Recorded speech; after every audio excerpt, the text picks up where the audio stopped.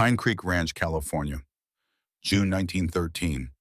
The evening sun cast long shadows across the porch where Ethan Cole sat in his weathered rocking chair, hands resting on the arms worn smooth by decades of use. At 70 years old, his hair had turned white as winter snow, but his blue eyes remained sharp, piercing, alive with memories that refused to fade. Beside him on the porch steps sat his grandson Thomas, 19 years old, and dressed in a crisp new Army uniform that still smelled of mothballs and ambition. The boy fidgeted with his cap, turning it over and over in his hands. The silence stretched between them, like the miles of desert visible from the ranch, broken only by the distant lowing of cattle and the whisper of wind through the pine trees that gave the property its name. "Grandpa." Thomas finally spoke, his voice carrying the tremor of youth facing an uncertain future. "Were you scared? That first time you rode into battle?"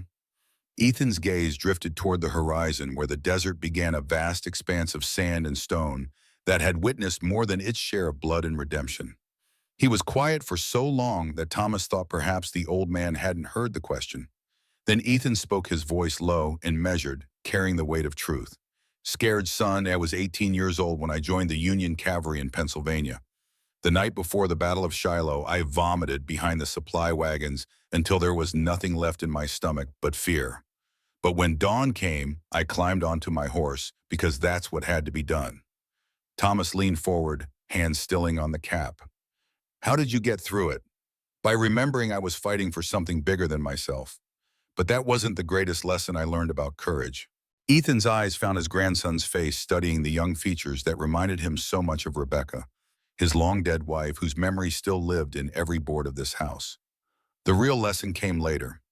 Came from a choice I made that cost an innocent man his life and taught me that doing the right thing doesn't always end the way you hope." The old man's hand moved to the railing, fingers tracing the grain of wood he'd cut and shaped 40 years ago. "Before you leave for your war, Thomas, you need to hear a story I've never told in full. Not to your father, not even to your grandmother when she was alive. It'll teach you something more important than how to fight. It'll teach you why we fight and what we're willing to sacrifice when we choose to stand against evil." Thomas set his cap aside, every muscle in his young body tensing with attention. Ethan closed his eyes, and the years fell away like autumn leaves. August 1873. I was 30 years old, 4 years out of the war, building this ranch with my bare hands and trying to outrun grief. I was riding home from Weaverville with supplies for the winter, taking the long desert road because I preferred solitude to company. The day was hotter than hell's furnace, 105 degrees by my thermometer. 20 miles of empty trail ahead of me, nothing but sand and sky, and the kind of quiet that makes a man think too much. His voice dropped lower, taking on the cadence of memory. Then I saw something on the road, something that didn't belong. The porch, the grandson, the year 1913, all faded away. And Ethan Cole was 30 years old again, riding through the desert heat with death waiting on the horizon. August 15th, 1873, 3 o'clock in the afternoon. The sun hammered down on the desert trail with relentless fury, turning the air into something visible, shimmering waves of heat that distorted the horizon and made distances impossible to judge. Ethan Cole urged his chestnut mare Copper forward at a steady walk, conserving the animal's strength in the brutal temperature. Sweat darkened the horse's coat and soaked through Ethan's cotton shirt beneath his leather vest. He'd made this ride dozens of times since settling in California, knew every rock and turn of the trail between Weaverville and his ranch. The isolation suited him. 4 years since Rebecca and Emma had died of cholera, taking his heart with them into their Pennsylvania graves. 4 years of building fences and breaking horses and working himself into exhaustion so he wouldn't have to feel the hole they'd left behind. The Winchester rifle rested in its scabbard by his right leg. The Colt Peacemaker rode on his hip, both weapons maintained with the care of a man who'd spent 4 years in cavalry service. Old habits died hard. Even in peacetime, even on familiar trails, Ethan Cole stayed ready, which is why he noticed the object on the trail ahead when it was still 200 yards distant. At first glance, it looked like discarded clothing or perhaps a dead animal, something pale against the dark sand. But something about the shape nagged at him, triggered instincts honed in war. He pulled Copper to a halt, reaching for the field glasses that still hung from his saddle army issue from his cavalry days. The leather strap was cracked and faded, but the lenses remained clear. He lifted the glasses to his eyes and focused on the shape. His stomach dropped. Not clothing, not an animal, a woman. Ethan spurred Copper into a gallop, the mare responding instantly, her hooves throwing up clouds of dust as they raced down the trail. The distance closed rapidly, and as it did, the full horror of the scene came into focus. She lay face down in the sand, arms stretched forward as if she'd been crawling before collapse claimed her. Her dress had once been white, but now showed rust brown with dried blood and desert dust. Blonde hair, long and thick, spread around her head in tangles matted with more blood. One shoe remained on her foot. The other was gone, leaving bare skin already burned by the scorching sand. Ethan dismounted before Copper fully stopped years of cavalry training, making the movement automatic. He hit the ground running, dropping to his knees beside the woman, fingers moving to her neck to check for a pulse, even as his eyes cataloged the damage. "Good Lord," he whispered. The pulse was there, weak, thready, but present. She was alive. Gently, carefully, he rolled her onto her back, revealing the full extent of her injuries. Her face was a mask of purple and black bruises. The left eye had swollen completely shut, the tissue around it dark and puffy. Her lips were split in multiple places, crusted with dried blood. The right cheekbone bore a distinct pattern of bruising, the clear outline of knuckles from a closed fist. Her nose sat at a slight angle, broken, but it was her torso that concerned him most. Even through the torn fabric of her dress, he could see the unnatural movement of broken ribs when she breathed. Her breathing came in short, pained gasps, each inhalation clearly causing agony even in unconsciousness. Ethan had seen enough battlefield injuries to recognize professional work when he encountered it. This wasn't a random attack by bandits or drifters. The precision of the damage, the systematic nature of the beating, spoke of deliberate torture. Someone had beaten this woman methodically with purpose. He checked her arms and found more evidence confirming his assessment. Defensive wounds covered her forearms and the backs of her hands, cuts and bruises from blocking blows. Several fingernails were broken or torn, some still showing traces of what might be her attacker's blood or skin beneath them. She'd fought back hard. The question that chilled him was simple. Why had they left her alive? Professional torturers didn't make mistakes. If they'd wanted her dead, she would be dead. Either they'd been interrupted or they'd intended for her to die slowly in the desert heat. Either way, one thing was certain. If they discovered she'd survived, they would return to finish the job. Ethan pulled his bandana from around his neck and uncorked his canteen, dampening the cloth with precious water. He wiped blood from her face as gently as possible, revealing features that would have been beautiful without the swelling and bruising. She appeared to be in her mid-20s, well-kept with the kind of smooth hands that suggested she wasn't accustomed to hard labor. Not a frontier woman, then. Someone from town, perhaps. Someone educated, refined. Someone who'd crossed paths with very dangerous men. "Ma'am," he said softly, placing the canteen to her cracked lips and letting a few drops of water trickle into her mouth. "Can you hear me?" Her throat worked reflexively, swallowing the moisture. A good sign. The survival instinct remained strong even in unconsciousness, but she didn't wake, didn't respond to his voice or touch beyond that automatic swallow. Ethan sat back on his heels, calculating. His ranch lay 5 miles to the east. Weaverville was 20 miles west, back the way he'd come. Doc Wilson lived in town, but bringing the doctor out here would take hours, and the woman didn't have hours. Not in this heat. Already her skin was taking on the dangerous flush of heat stroke, her body temperature rising from exposure to the merciless sun. The decision made itself. He had to get her to the ranch to Mrs. Brennan, who'd served as an army nurse during the war and knew how to handle severe trauma. But moving someone with broken ribs was dangerous. A jagged edge of bone could puncture a lung, and then she'd drown in her own blood long before he reached help. Ethan tore a section from the tail of his shirt, fashioned it into a makeshift compression bandage, and wrapped it carefully around her torso, binding the broken ribs as securely as he dared without restricting her breathing. It wasn't proper medical care, but it would have to do. Then came the difficult part, lifting her. He slid one arm beneath her shoulders, the other under her knees, and raised her from the sand as smoothly as possible. Even so, she moaned a sound of pure agony that cut through him. Her head lolled against his chest, blonde hair falling across his arm. For just a moment, holding her unconscious weight, Ethan was transported back to Pennsylvania to the day Rebecca had died. He'd carried her to their bed when the cholera fever had finally broken her. Her body light as a bird, all the strength burned out of her by disease. The memory hit him like a physical blow. He shook it off. This woman wasn't Rebecca.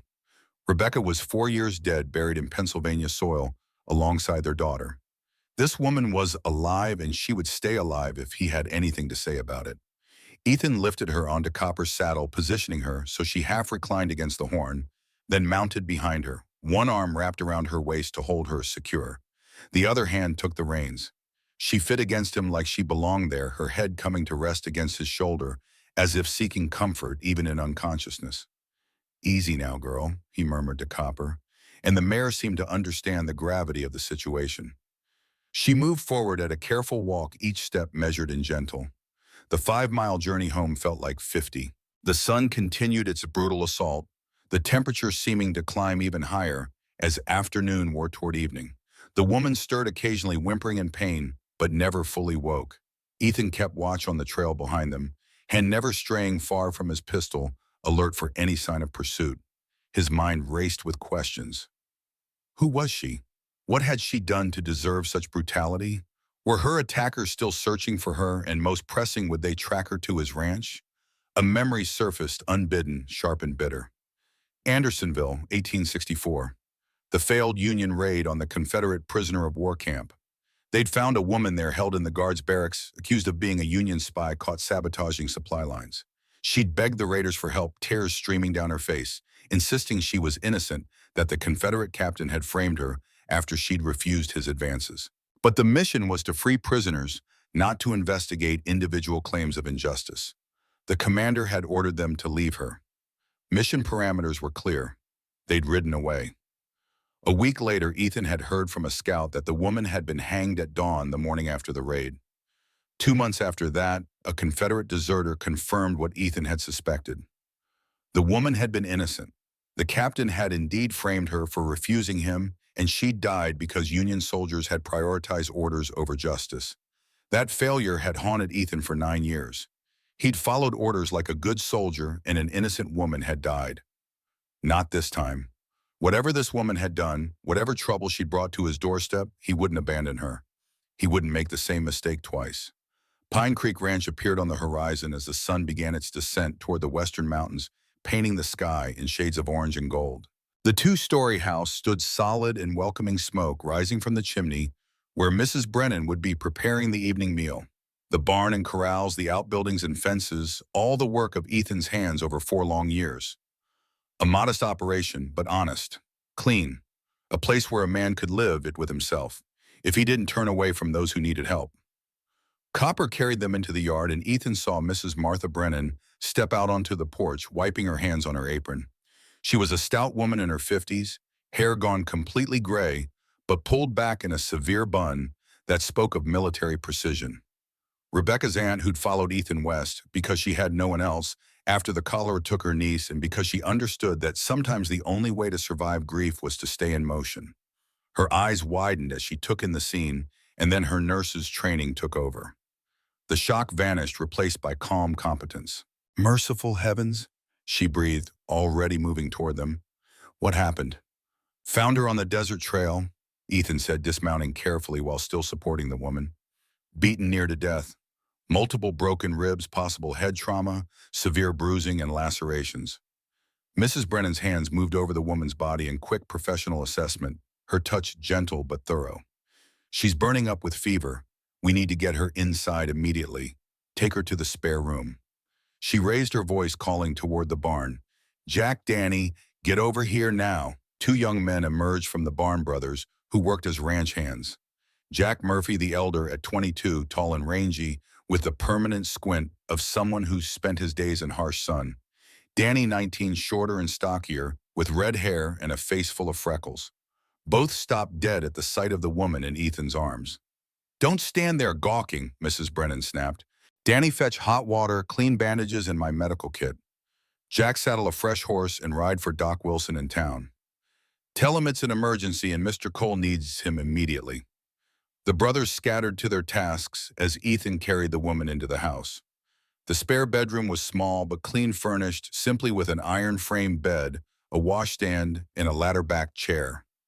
Mrs. Brennan stripped back the patchwork quilt, a riot of colors that Rebecca had sewn during the last winter of her life, and Ethan laid the injured woman down as gently as he could.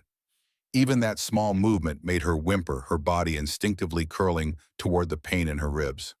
"Out!" Mrs. Brennan ordered, already beginning to unbutton the woman's torn dress. "This isn't work for a man's eyes." "I've seen wounds before, Martha. 4 years in the cavalry taught me field medicine. I don't care if you were Surgeon General. This woman deserves what dignity we can give her. Out. I'll call if I need you." Ethan knew better than to argue with Martha Brennan when she took that tone. He stepped into the hallway but didn't go far, standing just outside the door where he could hear everything happening within. The sounds of medical care drifted out. Water being poured, fabric being cut, the soft, efficient movements of a woman who'd spent years tending wounded soldiers, and occasionally small sounds of distress from the patient unconscious, whimpers that spoke of pain beyond words. Ethan leaned against the wall and closed his eyes, letting exhaustion wash over him. His arms ached from holding the woman for 5 miles. His shirt was soaked with sweat and dust. But more than physical tiredness, he felt the weight of responsibility settling onto his shoulders like a yoke. By bringing her here, he'd made a choice. He'd involved himself in whatever had happened to her. And men who beat women like this, who left them to die in the desert, weren't the type to give up easily. War was coming to Pine Creek Ranch. He could feel it in his bones, the same instinct that had kept him alive through 4 years of cavalry charges and midnight raids. The kind of men who did this wouldn't stop until they'd finished what they started. Let them come. The thought surprised him with its vehemence. For 4 years, Ethan Cole had wanted nothing more than to be left alone, to work his land and nurse his grief in solitude. Now suddenly, ferociously, he wanted a fight. Wanted the chance to protect something worth protecting. Wanted to feel alive again, instead of merely existing. Hoofbeats thundered out of the yard as Jack rode for town, pushing his horse hard toward Weaverville and Doc Wilson. Danny appeared with a basin of hot water, clean cloths, and Martha's worn leather medical bag. He knocked hesitantly on the door frame. "Leave it by the door." Martha's voice came from within. "And Danny, fetch more water. This is going to take a while." An hour passed, then another. The sun set, painting the western sky in shades of purple and crimson before fading to darkness. Ethan lit the kerosene lamps in the hallway, creating pools of golden light that pushed back the shadows but couldn't quite dispel the sense of foreboding that had settled over the house. Finally, the bedroom door opened and Martha emerged, wiping her hands on a blood-stained cloth. Her face was drawn, exhausted, but her eyes held the satisfaction of a job well done. 3 broken ribs on the left side, she reported in a low voice. Extensive bruising across her torso, arms, and face. 1 deep laceration on her left thigh that required 8 stitches, but no signs of intimate violation, thank the Lord. Ethan felt tension he hadn't known he was carrying released from his shoulders. She'll recover. With time and rest and the grace of God, yes. But she's running a fever now, 101 degrees. If infection sets in, if the fever climbs higher. Martha didn't finish the sentence. She didn't need to. They'd both seen enough people die of infected wounds to know the danger. Did she wake at all, say anything? Muttered a few words in delirium. A man's name, I think, Marcus, and something about papers or documents. Nothing coherent. Marcus. Ethan filed the name away. Perhaps it was her attacker, or perhaps someone she'd been trying to reach when she was attacked. "I've done what I can," Martha continued. "Dressed the wounds, bound the ribs, given her willow bark tea for the fever and pain. Now we wait for Doc Wilson and pray the fever breaks." She looked up at Ethan with eyes that had seen too much suffering to hold illusions. "Whoever did this to her, Ethan, they weren't common thugs. This was methodical, professional. If they find out she's here..." I know." His hand moved automatically to rest on the butt of his Colt. "I'll be ready." Martha nodded slowly. "I'm going to make coffee and something to eat. You should rest while you can. It's going to be a long night." But Ethan couldn't rest. He pulled the ladder-backed chair into the bedroom and positioned it beside the bed, Winchester rifle propped against the wall within easy reach. Then he settled in to keep vigil over a woman whose name he didn't even know. She lay motionless beneath the quilt, her breathing shallow and rapid. In the lamplight, her face looked even worse than it had in the desert sun. The bruises were deepening to black and purple, the swelling distorting her features. But beneath the damage, he could see the ghost of beauty, the elegant bone structure, the long lashes against bruised cheeks. Who are you, he wondered. What did you do to make someone hate you enough to do this?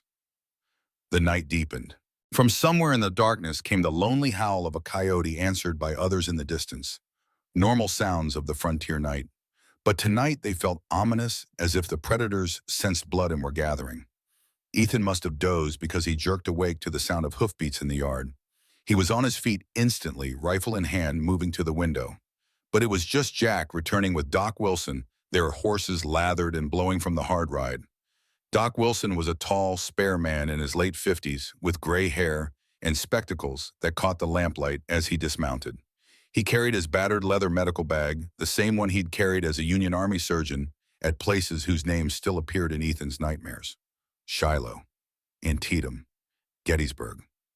Martha met them at the door, quickly briefing the doctor on the patient's condition as they moved through the house. Doc Wilson paused in the bedroom doorway, taking in the scene with a surgeon's practiced eye. Then he set his bag on the washstand and rolled up his sleeves. "Good work, Martha," he said after examining her bandaging and stitch work. "You haven't lost your touch." He moved to the bed, pulling back the quilt to examine the patient more thoroughly. Ethan watched from his position by the window as Doc Wilson conducted his examination with methodical precision. He checked the woman's pupils with a small oil lamp, testing their reaction to light. He palpated her abdomen, checking for internal injuries. He listened to her lungs and heart with his stethoscope. Every movement spoke of decades of experience, of countless battlefield surgeries and frontier emergencies. Finally, Doc Wilson straightened and turned to face Ethan. "Where did you find her?" "Desert Trail about 5 miles west of here. Middle of the afternoon." "How was she positioned?" "Face down, arms extended like she'd been trying to crawl." Doc Wilson nodded slowly, his expression grave. "I need you to understand something, Ethan. These injuries, they tell a story, and it's not a pleasant one." He gestured to the woman's arms. "See these defensive wounds, the pattern of bruising. There were at least 2 attackers, probably more. The bruises on her face are different sizes, different shapes. One man with large hands who struck with his fists. Another who kicked her, probably wearing boots. The precision of the rib breaks the systematic nature of the beating. This wasn't random violence." "Torture," Ethan said flatly. "Yes, they were after something, information most likely. And when she wouldn't or couldn't give it to them, they beat her within an inch of her life and left her to die. Why not just kill her outright?" Doc Wilson was silent for a moment, choosing his words carefully. "Either they thought they had killed her or they wanted her death to look like she'd simply wandered into the desert and died of exposure. No bullet wounds, no obvious murder. Just another tragedy of the frontier." He opened his medical bag and began removing bottles and instruments. "The good news is that Martha's initial treatment was excellent. The ribs are properly bound, the sutures are clean, and there's no sign of internal bleeding. But that fever concerns me. If it climbs above 103, she could start having seizures. We need to keep it down." Doc Wilson administered laudanum for pain and quinine for fever, carefully measuring doses and recording them in a small notebook he kept. He rewashed all the wounds with carbolic acid solution, the sharp chemical smell filling the small room. He left detailed instructions with Martha for care and observation. Then he turned to Ethan, his expression serious. "I have to ask, do you know who she is?" "No." "Are you planning to find out?" "When she wakes, I'll ask." "Be careful, Ethan." Doc Wilson's voice dropped low, meant for Ethan's ears alone. "The men who did this, they're not ordinary criminals. This is professional work. If they find out she survived, if they trace her here—" He didn't finish the sentence. "I can handle myself." "I know you can, but there's a difference between handling yourself and handling professional killers. If anything seems wrong, anything at all, you bring her into town and let Sheriff Dalton deal with it." Ethan almost laughed. Sheriff Ben Dalton was a political appointee more interested in collecting his salary than enforcing the law. The man spent more time in saloons than his office. If danger came calling, the sheriff would be worse than useless. But he nodded anyway, knowing Doc Wilson meant well. The doctor departed into the night, promising to return in 2 days to check on the patient. His hoofbeats faded into darkness, leaving the ranch quiet again. except for the usual sounds of horses moving in the corrals and the wind in the eaves. Martha brought Ethan coffee and cornbread, which he accepted but barely tasted. She tried to convince him to sleep in his own bed to let her take the watch, but he refused. Some instinct, battle-hardened and proven reliable, told him to stay close. Told him that this woman, whoever she was, would need to see a friendly face when she finally woke. The night wore on. Midnight came and went. The fever held steady at 101 degrees, high enough to worry, but not high enough for true alarm. Ethan dozed fitfully in the uncomfortable chair, jerking awake at every sound, hand reaching for his rifle each time. Just before dawn, when the darkness was finally beginning to thin toward gray, she stirred. It started with a small movement, her head turning on the pillow. Then her breathing changed, becoming faster, more agitated. Her hands began to move restlessly on top of the quilt, picking at the fabric. Ethan leaned forward, setting his coffee aside. "Ma'am, can you hear me?" Her eyes moved beneath closed lids, the rapid movement of someone trapped in a nightmare. Then she began to speak, her voice hoarse and broken. "No, please, I don't have them.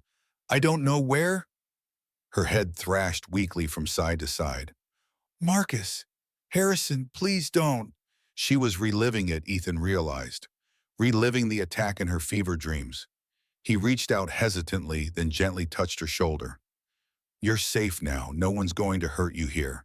You're safe, bae." Her eyes flew open. For just a moment, she stared at him with pure terror, seeing not Ethan but her attackers.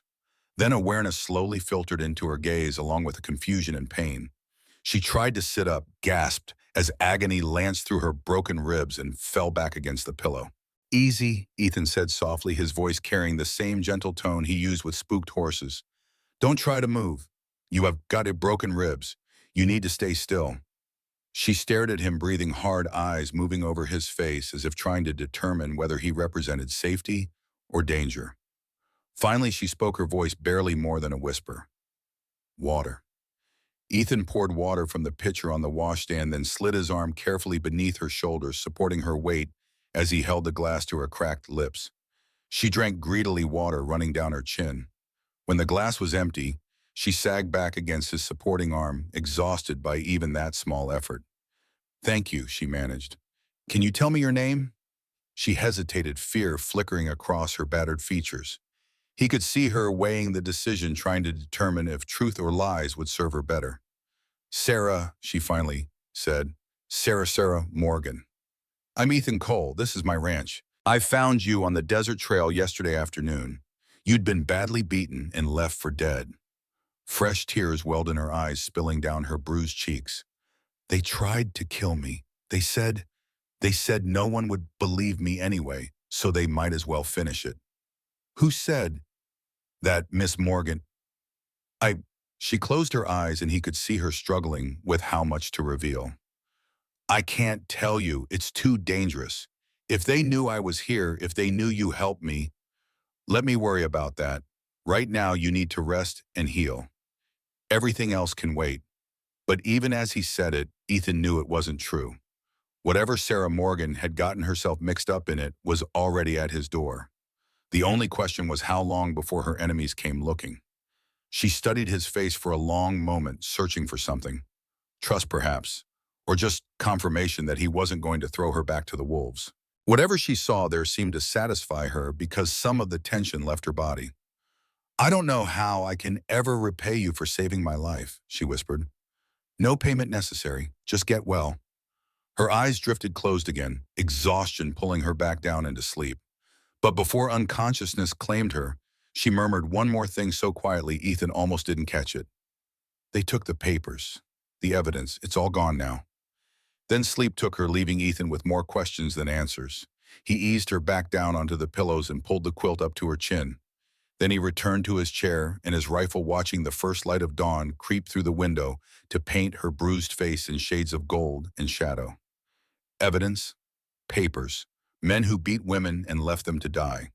Ethan Cole had come to California to escape violence, to build something peaceful with his own two hands. But violence had found him anyway, lying broken and bloody on a desert trail. And now, whether he liked it or not, he was involved. The woman slept on her chest, rising and falling with each painful breath, Her fever hadn't broken, but it hadn't climbed higher either. For now, that would have to be enough. Ethan stood and walked to the window, looking out over his ranch as morning light spread across the land. Somewhere out there, men were looking for Sarah Morgan. Men who'd already proven they were willing to kill. Men who wouldn't stop until they'd silenced her permanently. Let them come, he thought again. Let them Tremont. He'd failed to save one innocent woman at Andersonville. He'd been too late to save Rebecca and Emma from cholera's grip. But Sarah Morgan was alive, breathing here under his protection. And by God, she would stay that way, whatever it cost him. 3 days passed like water flowing through sand, slow but inevitable. Sarah Morgan drifted between sleep and waking, her body fighting the dual battles of injury and infection. The fever rose and fell like tides, never quite breaking, but never climbing high enough to bring the seizures Doc Wilson had warned about. Martha Brennan moved through the sick room with quiet efficiency, changing bandages, administering medicine, coaxing water and thin broth past cracked lips. Ethan kept vigil, though he told himself it was merely practical. Someone needed to watch for signs of danger, for riders on the horizon who might be searching for the woman they'd left to die. But the truth ran deeper. Something about Sarah Morgan had awakened parts of him he'd thought dead and buried with Rebecca. Not attraction, not yet. Something simpler and more profound. Purpose. On the morning of the 4th day, he found her awake and sitting up slightly against the pillows, her blue eyes clear for the first time since he'd found her. The swelling in her face had gone down enough that he could see her features properly now. She was perhaps 26 or 27 with high cheekbones and a determined chin that suggested strength of will. Her blonde hair, washed and brushed by Martha, fell in soft waves around her shoulders. "Good morning," he said from the doorway, not wanting to startle her. She turned her head carefully, mindful of her healing ribs. "Mr. Cole? I was hoping to thank you properly. Mrs. Brennan tells me you saved my life. Just happened to be riding by at the right time. Still, not every man would have stopped. Fewer still would have brought a stranger into their home." Her voice was stronger now, though still rough from her injuries. It carried the accent of education of someone who'd grown up around books and proper grammar. Ethan moved into the room, settling into the chair that had become his usual post. "How are you feeling?" "Like I was beaten and left to die in the desert." A ghost of humor flickered in her eyes. "But better than yesterday. Mrs. Brennan says the fever's almost gone. Doc Wilson will be pleased to hear it. He was worried about infection." They sat in comfortable silence for a moment. Through the open window came the sounds of ranch life, Jack and Danny moving cattle horses, nickering in the corrals, the distant lowing that spoke of a working operation. "You have a beautiful place," Sarah said quietly. "How long have you been here?" 4 years. Came west from Pennsylvania after the war." "The war?" She studied him with new interest. "You fought Union cavalry, joined in when I was 18, mustered out 4 years later, having seen more death than any man should.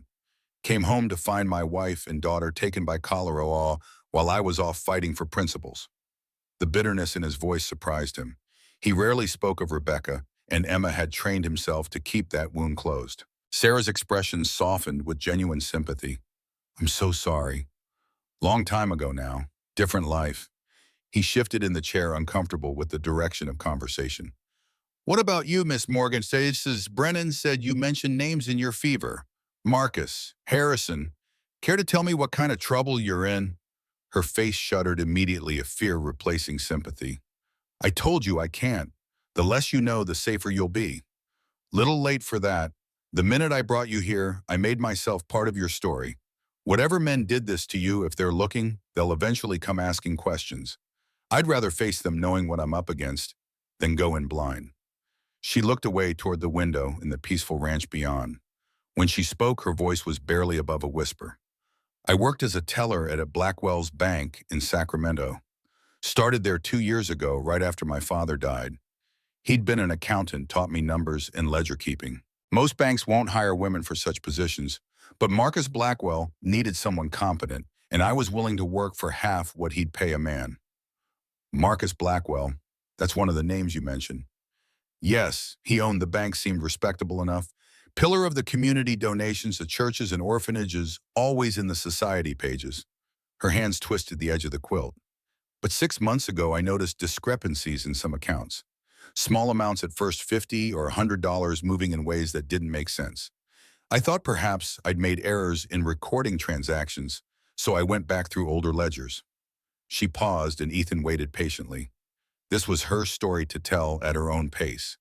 The embezzlement went back 18 months. Systematic, careful, but unmistakable once I knew to look for it. Thousands of dollars taken from depositors, people who trusted Mr. Blackwell with their life savings. Widows, working men, families. Anger crept into her voice now stronger than the fear. He was stealing from people who could least afford it and doing it with such casual cruelty. And his partner Harrison, Sarah's expression hardened. Harrison Crowley, wealthy merchant member of the bank's board of directors. He and Marcus were childhood friends, went into business together. The embezzled money was funding Harrison's failing mining investments. He was in debt up to his neck, gambling debts mostly, and Marcus was helping him stay afloat by stealing from depositors. Ethan leaned forward. So you confronted them. Just Marcus at first. I thought if I showed him the evidence, explained what I'd found, he'd make it right. Pay the money back, resign his position. Naive, I know. She laughed bitterly. He told me no one would believe a woman over him. Said his associates would ensure I never spoke of it to anyone. That's when I realized how deep this went. It wasn't just Marcus and Harrison. Judges, lawmen, city councilmen, all bought and paid for. But you didn't let it go. I couldn't. Those people trusted him with everything they had. I started copying documents, gathering evidence. Every transaction, every account number, every piece of correspondence between Marcus and Harrison. I was planning to take it to the federal marshal in San Francisco, bypass the local authorities I knew were compromised. She closed her eyes, and when she opened them again, they held the hollow look of someone who'd witnessed something that couldn't be unseen. Marcus caught me one evening after the bank closed. I was copying the final ledger entries, and he found me in his office. He attacked me, tried to force himself on me. I fought back, managed to escape with my evidence. But you didn't make it to the marshal. I went to my boarding house to gather my things before fleeing to San Francisco. When I arrived, I found my room ransacked. I hid in the wardrobe, terrified. Then Marcus and Harrison arrived with two other men. They were looking for the documents. When they couldn't find them, Marcus started screaming at Harrison, saying this was all his fault, that he should never have gotten involved. Sarah's voice dropped to barely more than a whisper. Then Harrison pulled a gun and shot Marcus in the chest. Just like that. No warning, no hesitation. Marcus fell begging for his life, and Harrison shot him again. He said Marcus was a liability, that he talked too much, had too much conscience. Then he saw me in the wardrobe. Ethan felt cold fury building in his chest. He framed you for the murder. Harrison took the embezzled money Marcus had been carrying, $5,000. He put his gun in my room. Then he grabbed me and said I was the perfect solution. Everyone would believe the teller killed her employer and stole the money. No one would look deeper. She touched her bruised face gently. His men brought me out to the desert to kill me where my body would never be found. They argued about it, whether to shoot me or let me die slowly. During the argument, I broke free and ran. One of them caught me, beat me, but then something spooked them, a noise in the distance, and they left me for dead rather than risk being seen. And the evidence you gathered, hidden in Sacramento, a place they'll never think to look. Ethan sat back, processing everything she'd told him. It explained the professional nature of the beating, the attempt to make her death look like exposure rather than murder. It explained why she'd been terrified to reveal her identity. You believe me? Sarah asked, searching his face. I've seen enough lying men in my life to recognize truth when I hear it. Besides, no one beats a woman like that over nothing. You found corruption, you tried to stop it, and powerful men tried to silence you. He met her eyes steadily. Yes, Miss Morgan, I believe you. Relief washed over her features so completely that she looked 10 years younger. Thank you. You have no idea what it means to hear someone say that. They talked for another hour, Sarah filling in details about her life in Sacramento. Her father who died, leaving her with nothing but debts and determination. Her struggle to find work that would let her support herself. Ethan found himself sharing more than he'd intended, stories about the war, about Rebecca and Emma, about the guilt that had driven him west to build something new. When Martha brought lunch, she found them still talking, the easy conversation of two people discovering unexpected common ground. She smiled knowingly but said nothing, just left the tray and retreated. Over the next 2 days, Sarah's strength returned steadily. She graduated from bed to sitting in a chair by the window, then to short walks around the room. Her face healed the swelling, receding to reveal the beauty beneath. The bruises faded from black to purple to yellow-green. Her ribs still pained her, but she could breathe deeply now without gasping. Ethan found excuses to spend time in the house rather than working the ranch, bringing books from his small collection, mostly volumes that had belonged to Rebecca, making sure Sarah had everything she needed, sitting with her in the evenings while she watched the sunset paint the mountains gold. He told himself it was just protective instinct, a concern for someone vulnerable under his care. But Martha's knowing look suggested she saw through the lie. On the sixth day, Ethan rode into Weaverville for supplies. The town had grown since his arrival 4 years earlier, swollen with prospectors chasing silver strikes and merchants eager to separate miners from their wages. The main street bustled with activity, freight wagons unloading goods, horses tied to hitching rails, men conducting business in doorways and alleys. Ethan tied copper outside the general store and went about his errands with practiced efficiency. Flour, coffee, sugar, ammunition for his Winchester and Colt, salt pork and dried beans, thread and needles that Martha had requested. The mundane business of frontier life. He was leaving the store arms loaded with packages when something on the community board outside the sheriff's office caught his eye. A wanted poster recently tacked up, the paper still bright and uncreased. Ethan's blood ran cold. The crude sketch showed a woman with long hair and delicate features. Above it, in bold letters, wanted for theft and murder. Below the image, Sarah Morgan Teller at Blackwell's Bank, Sacramento. Wanted for the murder of Marcus Blackwell and theft of $5,000. Reward $500 for information leading to capture. The date on the poster was August 8th, 1 week ago, the same day Sarah had been beaten and left to die. Ethan glanced around quickly to see if anyone was watching, then yanked the poster from the board and folded it into his pocket. His mind raced. If the poster was here in Weaverville, it would be in every town in California. Bounty hunters would be searching, lawmen would have her description, and anyone who saw her at his ranch would connect her to the reward. He almost went straight home but forced himself to continue with his planned errands. Rushing would draw attention. Instead, he stopped at the post office, collected his mail, made idle conversation with the postmaster about weather and cattle prices. Then casually he walked toward the sheriff's office. Sheriff Ben Dalton sat behind his desk, boots propped up, reading a dime novel. He was a heavy-set man in his 50s, with a florid face and the broken veins of someone who spent considerable time with a whiskey bottle. He'd been appointed to his position through political connections rather than any particular aptitude for law enforcement.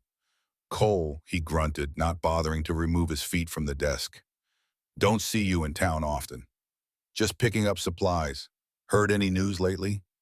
Any trouble on the roads?" Dalton shrugged. "Nothing unusual. Why, you seen something?" "No, just being cautious. Heard about that banker who got killed in Sacramento last week. Terrible business. The one that Teller murdered, yeah, I got the wanted poster this morning. $500 reward." Dalton's eyes gleamed with avarice. "Keep your eyes open. Woman like that comes through, I aim to collect. She's probably long gone by now. Maybe, but money that's stolen don't last forever. She'll surface eventually, and when she does, someone's going to get rich." He picked up his novel again, clearly done with the conversation. Ethan left the office and mounted copper, his jaw tight with tension. The situation was worse than he'd thought.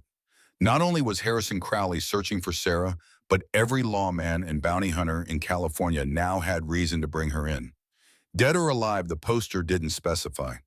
The ride back to the ranch felt longer than usual, his mind churning with implications.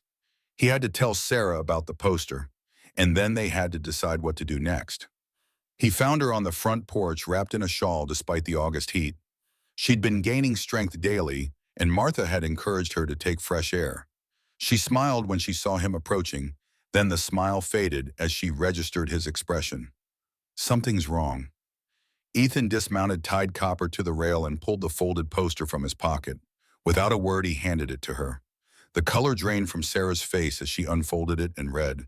Her hands began to shake. "Where did you get this town notice board? If it's in Weaverville, it's everywhere."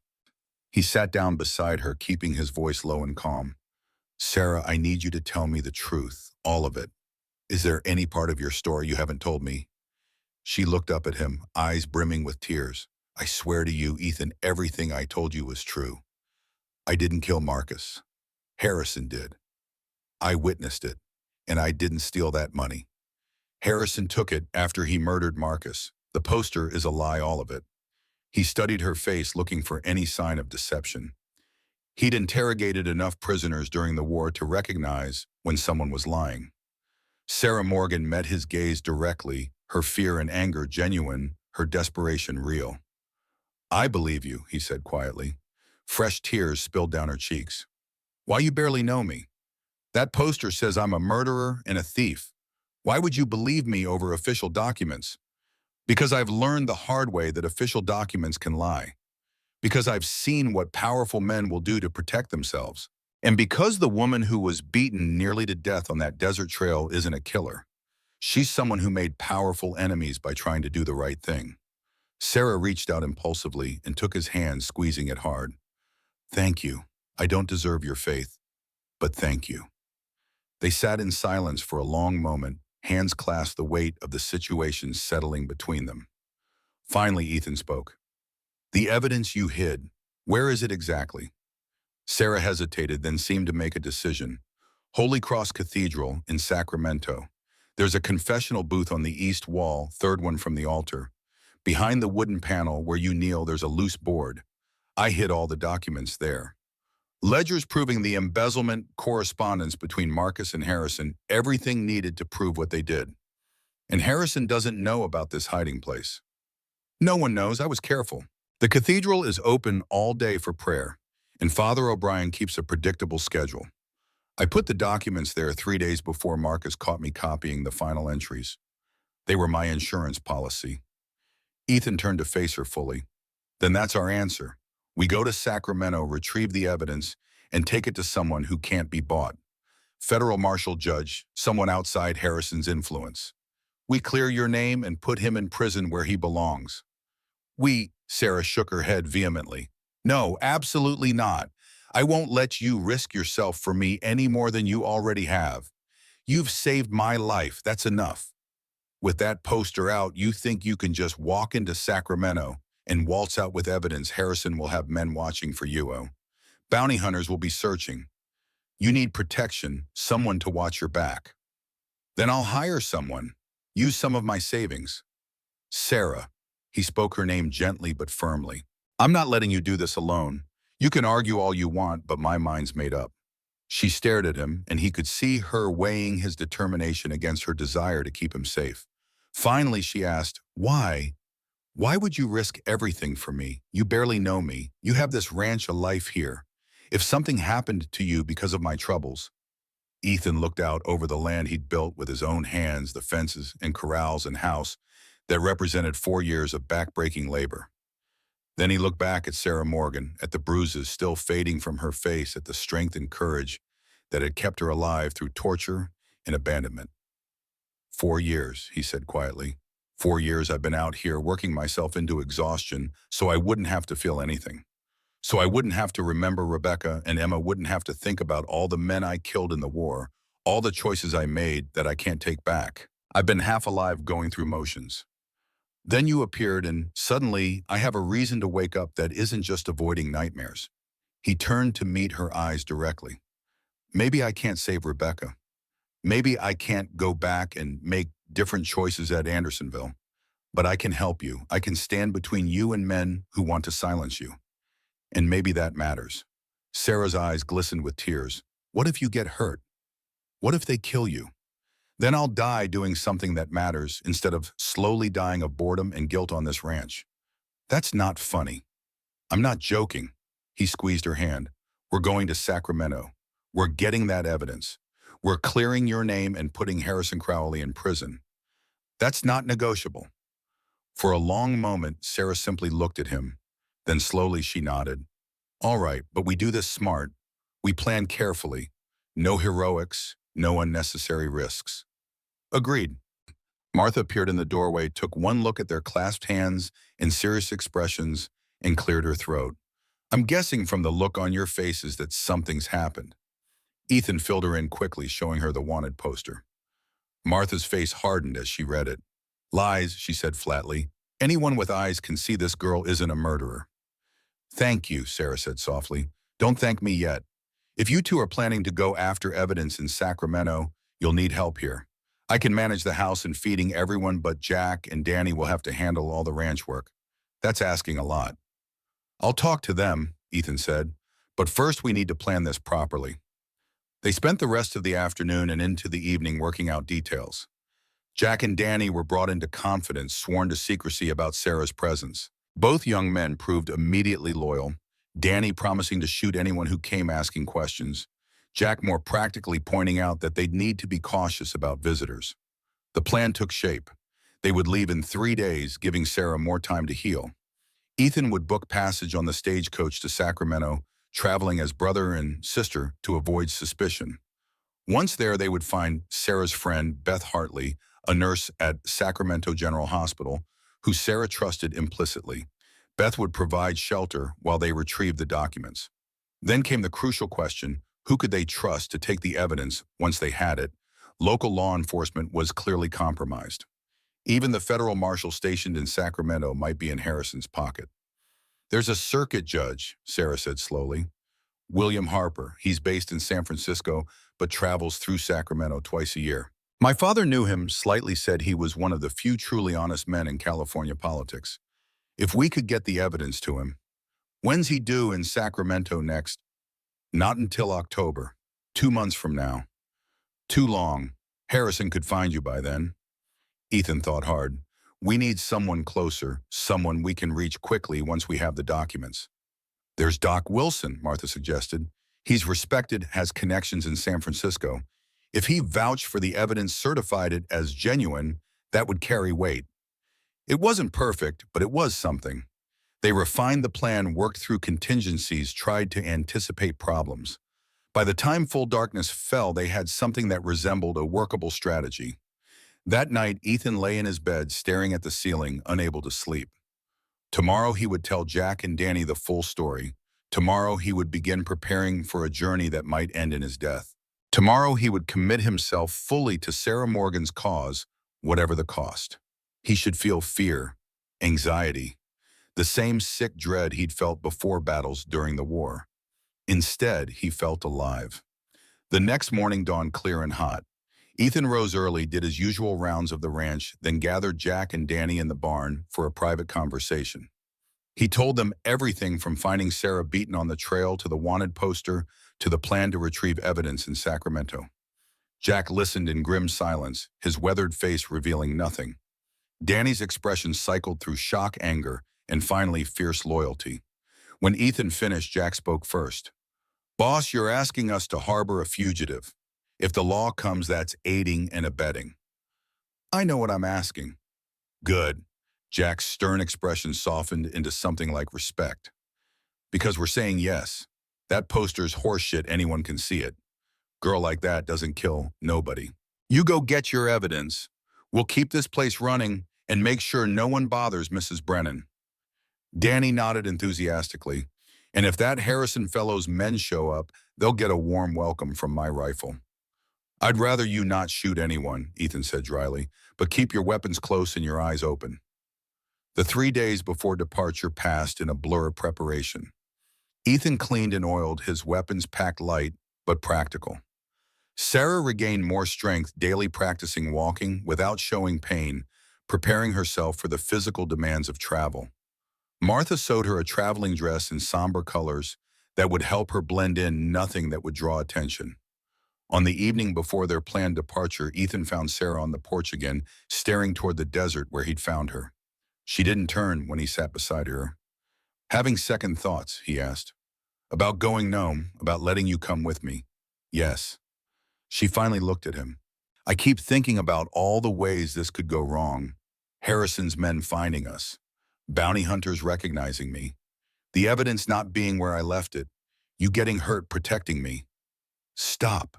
I can't. Don't you understand? If something happens to you because of me, I'll never forgive myself. Ethan reached out and gently turned her face toward his, forcing her to meet his eyes. But listen to me, I'm not some naive boy playing at heroism. I'm a grown man who's seen war, who's buried a wife and child, who's killed more men than I care to count. I know exactly what I'm risking, and I'm choosing to risk it because it's worth it. You're worth it. Her breath caught. Ethan, no, let me finish. These past 10 days, having you here, having a purpose beyond just surviving, it's woken something in me I thought was dead. I'm not doing this to be noble or because I pity you. I'm doing this because it's right and because I care what happens to you. They sat frozen in that moment, faces inches apart, his hand still cupping her cheek. Then Sarah leaned forward and pressed her forehead against his, her eyes closing. I care about you too, she whispered. More than I should, considering we've known each other barely 2 weeks. Time doesn't matter. Rebecca and I knew each other 3 months before I proposed. When you know, you know. She pulled back slightly, searching his face. Are you saying? I'm saying let's get you cleared of these charges first. Let's deal with Harrison and the evidence and making you safe. Then we can figure out what this is between us. He smiled slightly. But yes, Miss Morgan, I'm saying there's definitely something worth figuring out. She smiled back, genuine warmth replacing the worry in her eyes. I'd like that very much, Mr. Cole. They sat together as twilight deepened into night, hands clasped, neither speaking, but both understanding that something fundamental had shifted between them. Tomorrow they would leave for Sacramento and uncertainty. But tonight, for just a few hours, they could sit in peace and let themselves imagine a future where Sarah was free and they had time to explore the connection growing between them. Inside the house, Martha watched through the window and smiled to herself.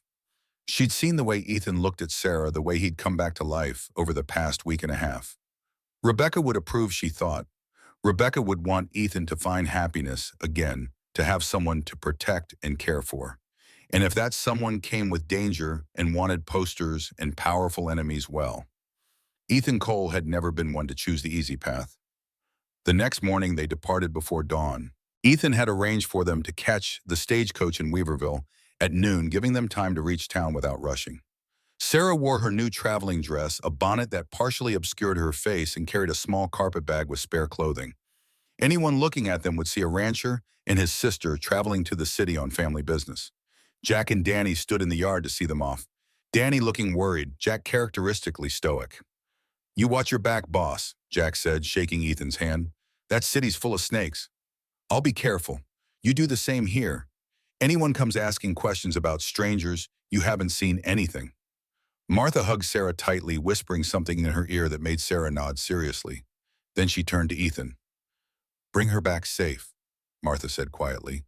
And bring yourself back too. Rebecca wouldn't forgive me if I let you get killed doing something noble. I'll do my best. Ethan hugged his late wife's aunt, then helped Sarah mount the spare horse they'd saddled for her. He swung up onto Copper, and together they rode out of the ranch yard as the sun cleared the eastern horizon. The journey to Weaverville took 3 hours, plenty of time for Ethan's mind to cycle through everything that could go wrong. But every time doubt crept in, he looked at Sarah riding beside him, her face set with determination despite the fear he knew she must be feeling, and his resolve strengthened. They reached Weaverville with an hour to spare before the stagecoach departed. Ethan left the horses at the livery with instructions for Jack to collect them later, then escorted Sarah to a small cafe where they could wait inconspicuously. The cafe was nearly empty, just an elderly couple having breakfast and a businessman reading a newspaper. They took a corner table where Sarah could keep her back to the room and her face partially hidden by her bonnet. How are you holding up? Ethan asked quietly after they had ordered coffee. Terrified, Sarah admitted. Every time the door opens, I expect to see Harrison or one of his men. Every time someone looks our direction, I think they've recognized me from the poster. That's natural. Just remember, we look like exactly what we're pretending to be. Brother and sister traveling to Sacramento. Nothing suspicious about that. Unless someone recognizes me. Then we deal with it, but worrying about it now won't help. Sarah nodded, sipping her coffee with hands that trembled slightly. Ethan wanted to reach across the table and take her hand off her comfort, but that would draw attention. Brother and sister wouldn't hold hands in public. The hour passed without incident. When the stagecoach rumbled up to the station, Ethan paid their fare and helped Sarah aboard. There were 4 other passengers already seated, an older couple, a traveling salesman with a sample case, and a prospector heading to Sacramento to file a claim. The coach lurched into motion and Weaverville fell away behind them. Sarah sat pressed against the window, watching the landscape roll past her, hands clenched, white-knuckled in her lap. Ethan settled in for the long journey ahead, Winchester, close at hand, eyes constantly scanning for trouble. The trip would take 2 days with an overnight stop in Reading.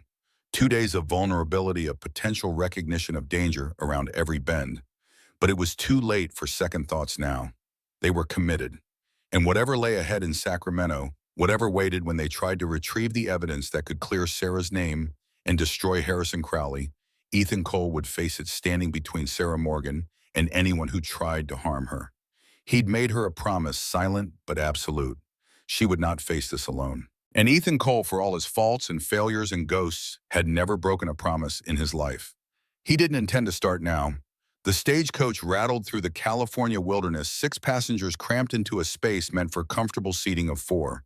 Dust filtered through every crack and seam, coating clothing and skin with a fine layer of grit. The August heat turned the interior into an oven made worse by the press of bodies and the smell of unwashed humanity.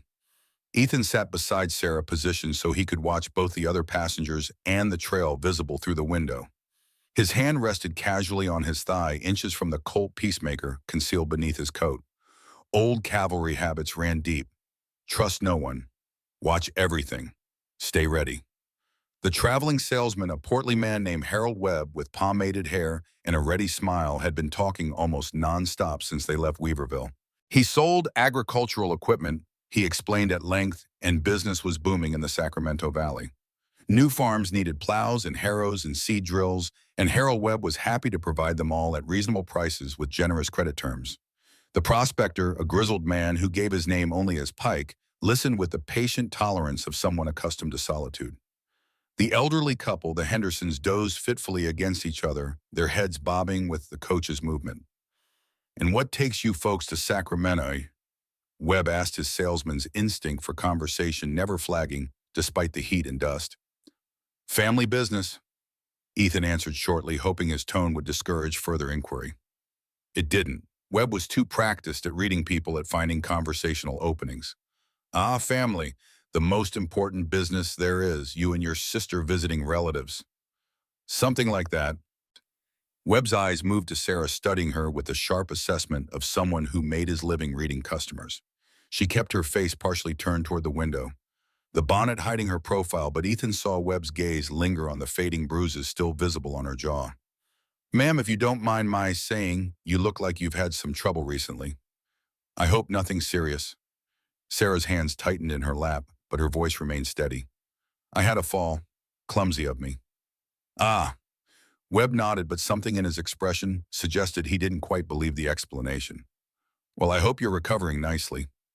The conversation died after that, Webb seeming to sense he'd touched on something uncomfortable. But Ethan noticed the salesman's attention returning periodically to Sarah, studying her when he thought no one was watching. A knot of tension formed in Ethan's gut. Did Webb recognize her? Had he seen the wanted poster? The miles rolled past. Morning became afternoon. The terrain shifted from rolling grassland to steeper hills covered in oak and pine. The driver kept the horses at a steady pace, mindful of the heat and the distance still to cover. They stopped briefly at a way station to water the horses and allow passengers to stretch their legs. Ethan stayed close to Sarah, noting how Webb watched them from across the dusty yard. When they reboarded, the salesman had moved to sit directly across from them, abandoning his previous seat beside Pike. "Forgive me," Webb said as the coach resumed its journey, "but I can't shake the feeling I've seen you before, ma'am. Perhaps in Sacramento, I travel there frequently for business." "I doubt it," Sarah replied, her voice tight. "I'm from Oregon originally. This is my first visit to California." "Of course, my mistake." But Webb's eyes told a different story. He knew she was lying. The question was whether he knew who she really was. Ethan shifted slightly, ensuring easy access to his pistol. If Webb tried to make trouble, tried to turn Sarah in for the reward, it would end badly. For Webb. The afternoon wore on. The heat became oppressive. Pike produced a flask of whiskey and passed it around. The Hendersons accepted gratefully. Ethan took a small sip for politeness, then passed it to Sarah, who declined with a shake of her head. Webb drank deeply, wiping his mouth with the back of his hand. You know, Webb said, after several minutes of silence, his voice carrying the slight slur of alcohol on an empty stomach. There's a lot of reward money floating around California these days. $500 for information about some teller who killed her boss in Sacramento. That's more than most men make in a year. The tension in the coach became palpable. Pike's hand moved toward the knife at his belt. The Hendersons stirred uneasily. Sarah had gone completely still beside Ethan. Ethan met Webb's gaze directly. That's so. Indeed, of course, collecting such a reward would require being certain of one's facts. False accusations can be dangerous. Webb's eyes moved deliberately to Sarah, then back to Ethan. Wouldn't want to accuse an innocent woman of something she didn't do. The message was clear. Webb suspected who Sarah was, but he wasn't certain enough to risk confrontation with an armed man. It was a standoff, an acknowledgement of mutual awareness, wrapped in polite conversation. Wise words, Ethan said quietly. A man should be very certain before making accusations that could get someone killed. Webb held his gaze for another moment, then nodded slowly and looked away. The threat had been understood. Whatever suspicions the salesman harbored, he valued his life more than $500. The remainder of the afternoon passed in tense silence, broken only by the creak of leather and the steady rhythm of hoofbeats. Sarah sat rigid beside Ethan, hardly breathing, her fear almost tangible. As the sun began its descent toward the western horizon, the driver called out that they were approaching the overnight stop in Redding. The passengers stirred, preparing themselves for the transition from moving discomfort to stationary rest. The way station was larger than the one where they'd stopped earlier, a combination inn and stable that serviced the Sacramento route. A dozen horses stood in the corrals. Several other coaches sat idle, their teams unhitched and feeding. Men and women moved about on various errands, the bustle of a frontier crossroads. Ethan climbed out first, then helped Sarah down, keeping himself between her and Webb. The salesman disembarked last, stretching elaborately and announcing his intention to partake of the station's whiskey supply before dinner. "We should stay in our room," Sarah whispered as they collected their bags. "Too many people here. Someone might recognize me." "Can't avoid dinner without drawing attention," Ethan replied quietly. "But we'll be careful. Keep your bonnet low, don't make eye contact. Just another traveler passing through." The station owner, a weathered woman named Mrs. Patterson, assigned them rooms on the second floor. Ethan paid for two, maintaining the fiction of siblings. The rooms were small and spartanly furnished, but clean by frontier standards. A bed, a washstand, a single chair. Nothing more was needed. Sarah retreated to her room immediately, but Ethan lingered in the hallway, watching Webb climb the stairs and enter a room at the far end. The salesman glanced back, once his expression unreadable, then closed his door. Ethan knocked softly on Sarah's door. She opened it a crack, peering out nervously. "He knows," she said without preamble. "That salesman, he recognized me." "Maybe, but he won't act on it. I made sure he understood the consequences." "What if he tells someone else? What if there's a lawman here who sees the poster?" Ethan had considered the same possibilities. "Then we deal with it. But right now we need to eat and rest. Tomorrow we reach Sacramento and we'll need our strength." They ate dinner in the common room, a simple meal of stew and bread, served family style at long tables. Webb sat at the far end, drinking steadily and entertaining a group of miners with jokes and sales pitches. He didn't look in their direction once. Pike sat alone, methodically cleaning his plate. The Hendersons retired early, exhausted by travel. Other passengers from different coaches filled the remaining seats, creating a noisy, crowded environment that made Ethan's cavalry instincts scream warnings. Too many people, too many variables, too many ways for this to go wrong. But nothing happened. Dinner concluded without incident. Passengers drifted to their rooms. The common room emptied as night deepened.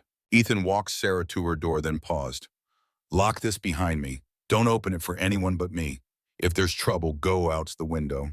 There's a rough overhang you can use to climb down. You've already scouted escape routes."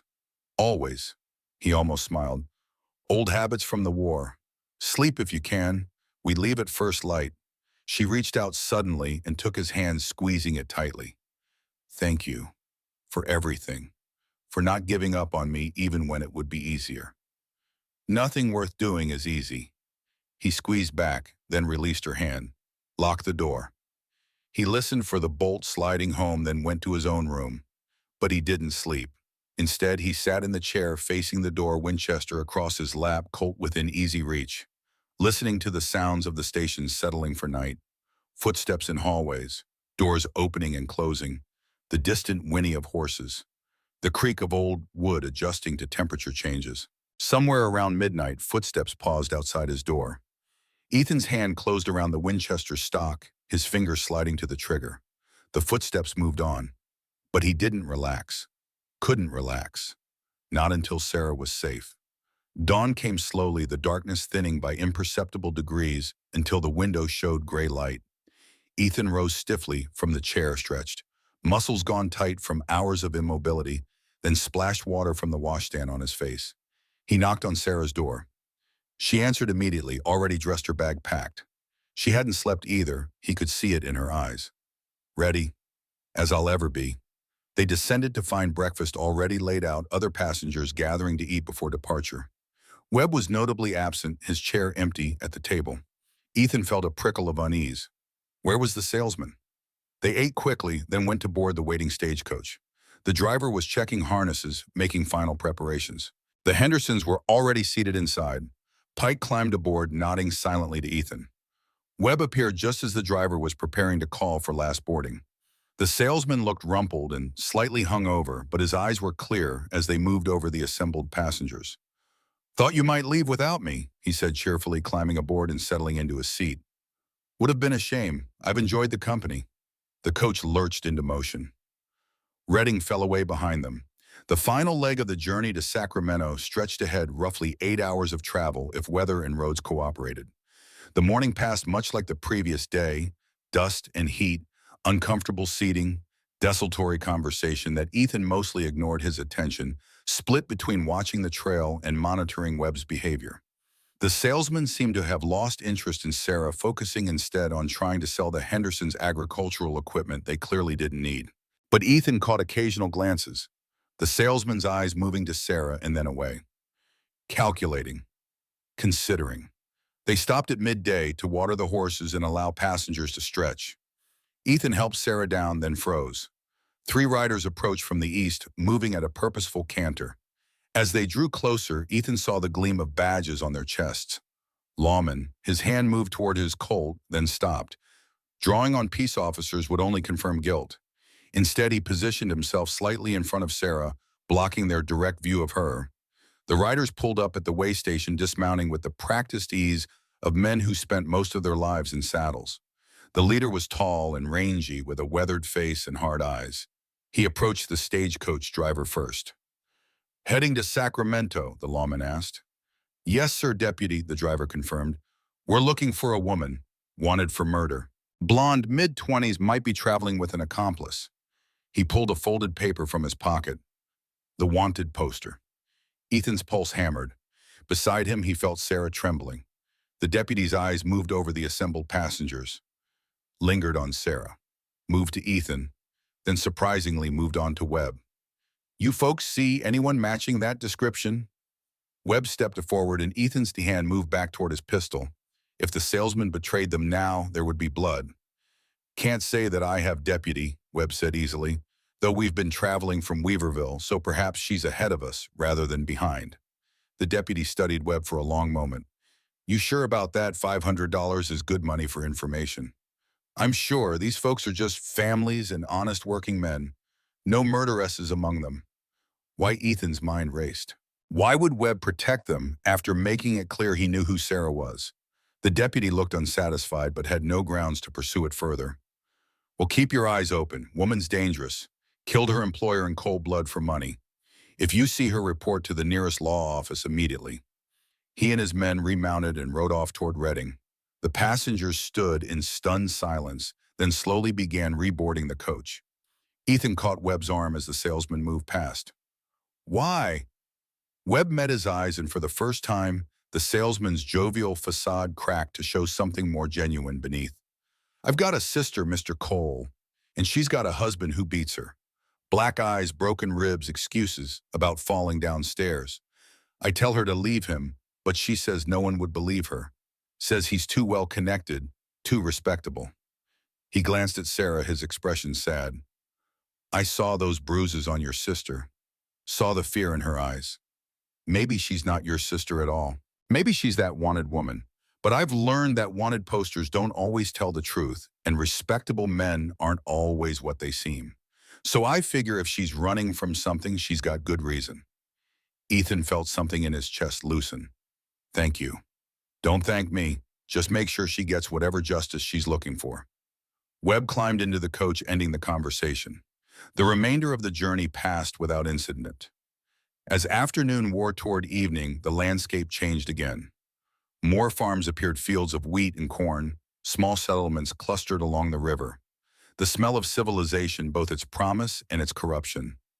Finally, as the sun touched the western horizon, Sacramento appeared. The capital of California, 16,000 souls, sprawling along the Sacramento River in a grid of wooden buildings and muddy streets. Church spires rose above the general architecture. Steamboat stacks lined the waterfront. The city hummed with commerce and politics and opportunity and vice. The stagecoach pulled into the station on K Street, disgorging tired, dusty passengers into the evening bustle. Ethan collected their bags while Sarah waited, keeping her face turned away from the crowd. "Where do we find your friend Beth?" he asked quietly. "Sacramento General Hospital. It's on L Street, about 6 blocks east." They set off on foot, moving through streets crowded with wagons and horses and people conducting last-minute business before darkness fell. Gas street lamps were being lit, creating pools of yellow light that pushed back the gathering dusk. The hospital was a 3-story brick building that looked new, probably built within the last 5 years as Sacramento's population exploded. A sign out front identified it as Sacramento General Hospital and Infirmary. Men and women in nurses' uniforms moved purposefully through the front entrance. Ethan and Sarah approached the main desk where a stern-looking woman in her 40s sat reviewing papers. "We're looking for Beth Hartley," Sarah said, keeping her voice low. "It's urgent. Family matter." The woman looked up, her expression softening slightly at Sarah's obvious distress. "Miss Hartley is on the second floor, Ward 3, but visiting hours end at 7. Please, it's important." Something in Sarah's voice must have conveyed genuine need because the woman nodded. "Up the stairs, turn left, but only for a few minutes, mind you." They climbed the stairs, quickly turned left into a long corridor lined with doors. Ward 3 was marked clearly. Inside, rows of beds held patients in various states of recovery. Nurses moved between them, adjusting blankets, administering medicine, offering comfort. A slender woman with dark hair pinned beneath a white cap looked up as they entered. Her eyes widened in shock. Sarah, Beth Hartley, crossed the ward in quick strides, grabbing Sarah's arms and pulling her into a side room used for storing supplies. Ethan followed, closing the door behind them. "My God," Beth breathed, taking in Sarah's faded bruises and gaunt appearance.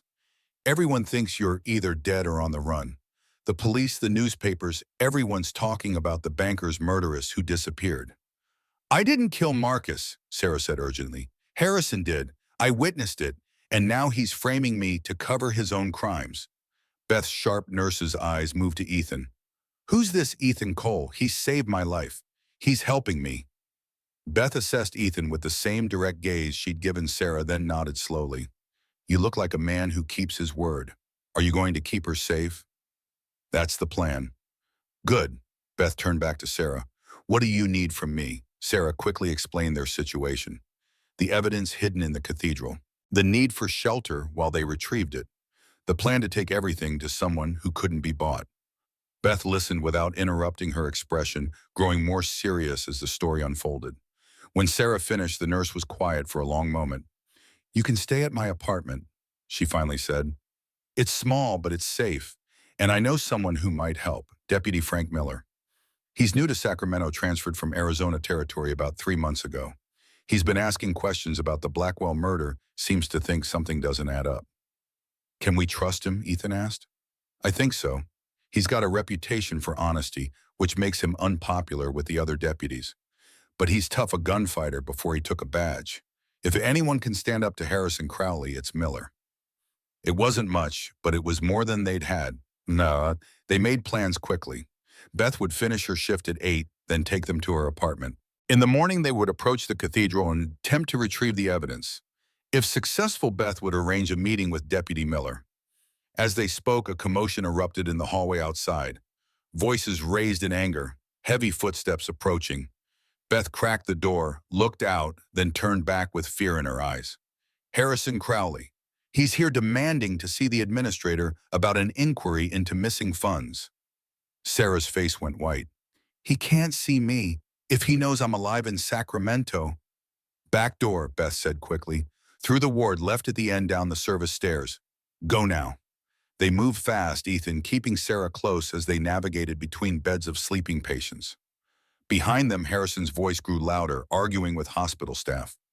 A man, accustomed to getting his way through money and intimidation. They reached the back stairs just as footsteps entered the ward behind them. Ethan risked a glance back, saw a tall figure in expensive clothing scanning the room. Then they were through the door and down the stairs, emerging into an alley behind the hospital that smelled of rotting garbage and human waste. The glamorous capital of California had its shadows, and this was one of them. My apartment is 8 blocks west, Beth had said, above a bakery on J Street. The baker leaves a key under the 3rd flower pot if I'm working late. They made their way through alleys and side streets, avoiding the main thoroughfares where gas lamps created too much visibility. Sacramento after dark was a different beast than during daylight, rough men and painted women emerging like creatures of the night. Saloons spilled light and noise. Gambling dens conducted their business behind closed doors. Ethan kept one hand on his Colt, alert for trouble. But they reached J Street without incident, found the bakery with its apartments above, located the key exactly where Beth had said. The apartment was indeed small, a single room with a tiny kitchen area and a washstand, but it was clean, and most importantly, it had a lock on the door. Sarah collapsed onto the bed, exhaustion finally overwhelming her. That was too close. If Harrison had seen me, he didn't. We're safe for tonight. Ethan checked the street from the window, saw nothing suspicious. Tomorrow we get the evidence and end this. Beth arrived an hour later, bringing bread and cheese from the bakery below. They ate sparingly, none of them having much appetite. Then Beth insisted Sarah take the bed while she and Ethan made do with blankets on the floor. But Ethan didn't sleep. He sat by the window, Winchester across his knees, watching the street below, waiting for dawn, waiting for the confrontation that would determine whether Sarah lived free or died on a gallows for a crime she didn't commit. The night passed slowly. False alarms made his heart race. A drunk stumbling past, a cat yowling in an alley, the distant sound of gunfire from the rougher part of town, but nothing that directly threatened them. Dawn came, gray and cold morning fog rolling in from the river. Beth rose first, built a small fire in the stove, made coffee that tasted like bitter salvation. The cathedral opens at 6 for morning mass, she said as they prepared to leave. There'll be parishioners there, but that might work in your favor. Harrison won't try anything with witnesses present. Unless he doesn't care about witnesses, Ethan replied. A man who'd murder his partner in cold blood isn't going to hesitate because of a few churchgoers. All the more reason to be quick. Get in, get the documents, get out. They left the apartment as the city was waking. Shopkeepers opening their doors, workers heading to factories and warehouses.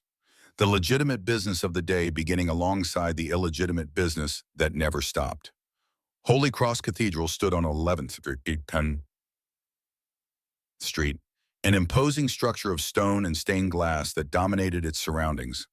The twin spires reached toward the fog-shrouded sky like supplicating hands.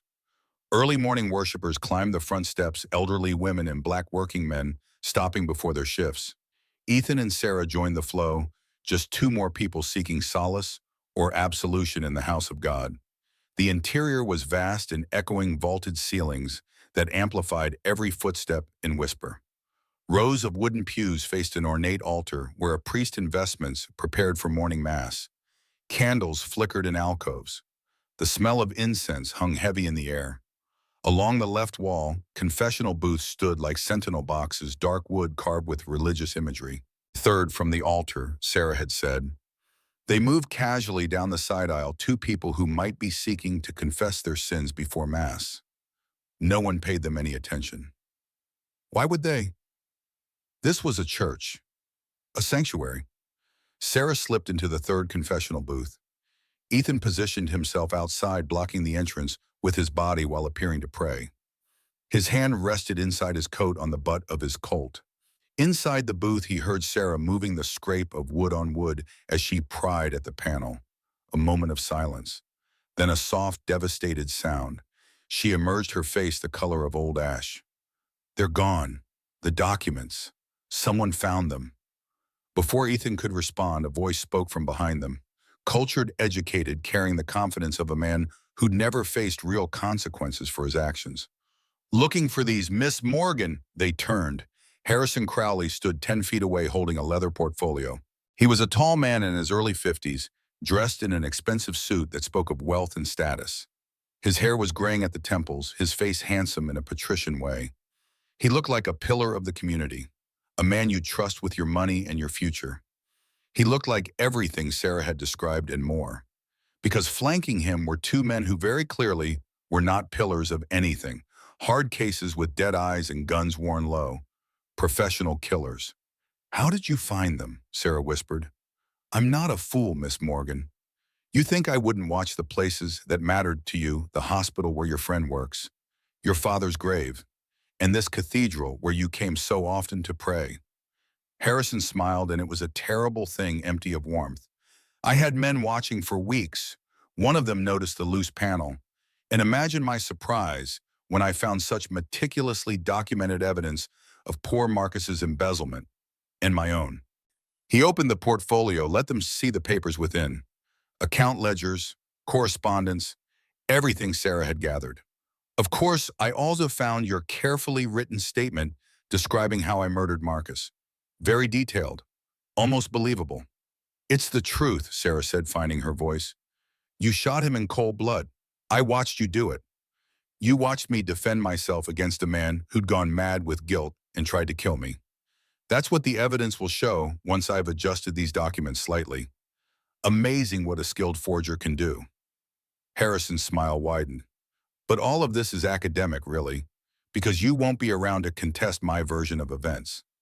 Ethan's hand closed around his Colt, drawing it in one smooth motion and leveling it at Harrison's chest. "I think you'll find that difficult." The two gunmen moved with professional speed, their own weapons appearing like magic. Mexican standoff. 3 guns pointed at Harrison, 2 pointed back, and dozens of innocent worshippers in the crossfire. "Really, Mr. Cole?" Harrison's tone was mocking. "You'll shoot me here in a church? With all these witnesses, I don't think so. You're a man of honor. Broken, perhaps haunted by war and grief, but honor nonetheless. You won't risk these people." He was right, and they all knew it. Ethan couldn't fire without endangering innocence. And Harrison's men wouldn't hesitate to cut down anyone who got in their way. "Gentlemen," Harrison said to his hired guns, "I think it's time we took Miss Morgan somewhere more private to continue our discussion. And Mr. Cole can either come quietly or die here and accomplish nothing." "Boss," one of the gunmen said quietly, his eyes fixed on Ethan, "this one's dangerous. I can see it. He's killed before." "Of course he has. 4 years Union cavalry. Killed plenty of his betters during the war." Harrison's contempt was obvious. "But he's also outgunned and trapped. Put down your weapon, Mr. Cole, or watch me shoot Miss Morgan right here and claim she drew on me first. Who do you think the law will believe, a wanted murderess or a respected businessman defending himself?" The church had gone silent, parishioners frozen in their pews, the priest at the altar calling for peace in a shaking voice, everything balanced on a knife edge. Then a new voice cut through the tension, young, hard, carrying absolute authority. "Drop your weapons, all of you, now." A man stepped from behind one of the stone pillars, a badge gleaming on his chest. Deputy Frank Miller. Mid-30s, compact and dangerous, with a Colt Peacemaker aimed steady at Harrison's head. "Deputy," Harrison said smoothly, not lowering the portfolio, "thank God you're here. This man and woman are attempting to rob me. The woman is the wanted murderess, Sarah Morgan. I demand you arrest them immediately." Miller's gun didn't waver. "That's interesting, Mr. Crowley, because I've been investigating the Blackwell murder for 2 months now, and I've got some problems with the official story." "What problems?" Harrison's confidence flickered for the first time. "Well, for starters, the bullet that killed Marcus Blackwell didn't come from the gun found in Miss Morgan's room. Different caliber. The ballistics don't match." Miller's smile was sharp as a blade. "Funny thing, though, It does match a Smith& Wesson revolver registered to you. Same model you're wearing right now. Harrison's hand twitched toward his hip, then stopped. Miller's gun tracked the movement. Second problem, Miller continued. I've got a witness who saw you and James Dalton carry a woman from a boarding house the night Blackwell died. Chinese fellow works at the laundry across the street. Didn't come forward before because he was scared, but he's willing to talk now. The word of a Chinaman against mine. Harrison's sneer was ugly.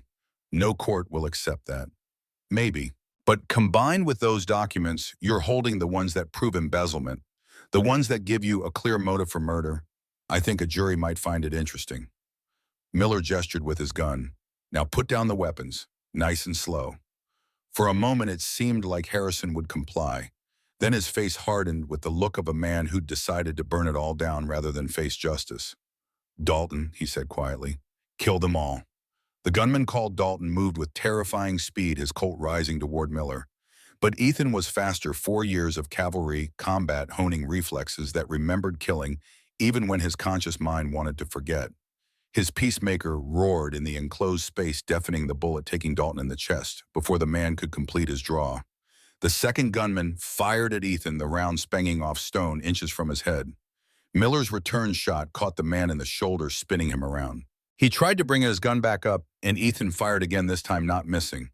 Harrison dropped the portfolio and ran sprinting toward the front entrance with surprising speed for a man his age. Sarah started after him, but Ethan caught her arm. Let him go. Miller will handle it. But Harrison never made it to the door. As he reached the vestibule, a figure stepped from the shadows. Beth Hartley holding a heavy brass candlestick. She swung it with both hands, catching Harrison across the temple with a sickening crack. He dropped like a felled tree. Beth stood over him, breathing hard, the candlestick still raised. That's for every woman you've ever hurt. The cathedral erupted in chaos. Parishioners screaming, running for exits. The priest calling for calm. More deputies rushing in, drawn by gunfire. Miller moved efficiently, disarming the fallen gunman, checking pulses. One dead. One would live if he got treatment quickly. He kicked the portfolio to Sarah, his expression grim. Looks like you were telling the truth, Miss Morgan. I'll need you to come to the station and give a full statement. But I think we can clear this up pretty quick once the circuit judge sees this evidence. Sarah picked up the portfolio with trembling hands, clutching it to her chest. Thank you. I don't know how you knew to be here. Miss Hartley came to me last night, told me everything. I spent the night reading through back files, interviewing witnesses who'd been too scared to talk before. And I decided if you were brave enough to come after this evidence, I should be here to back your play. He holstered his gun.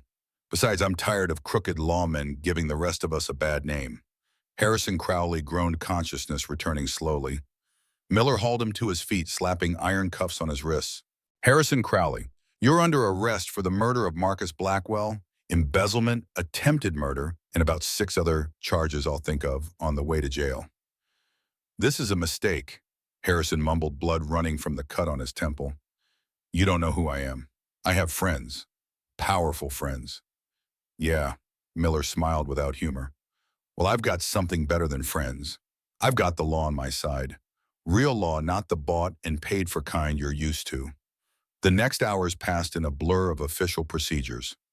Statements given at the sheriff's office, where Sheriff Dalton suddenly remembered pressing business elsewhere and made himself scarce.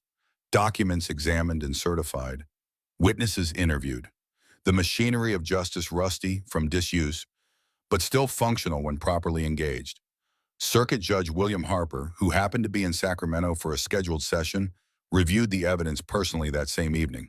He was an elderly man with fierce eyebrows and a reputation for incorruptibility, exactly the kind of judge Harrison had spent years avoiding. Judge Harper read every document questioned. Sarah extensively examined the ballistics evidence Miller had gathered, then sat back with the expression of a man who'd seen through to the rotten core of something that had been poisoning his jurisdiction. Miss Morgan, he said in his courtroom voice, I'm issuing a warrant for Harrison Crowley's arrest on charges of murder in the first-degree embezzlement, fraud, and attempted murder. I'm also issuing an order removing all charges against you and declaring you exonerated of any wrongdoing. The wanted posters will be recalled immediately. Sarah's knees buckled. Ethan caught her, held her upright as relief and exhaustion fought for dominance. "Thank you, Your Honor," she managed. "Don't thank me. Thank Deputy Miller for his diligent investigation and your own courage in gathering this evidence." The judge's expression softened slightly.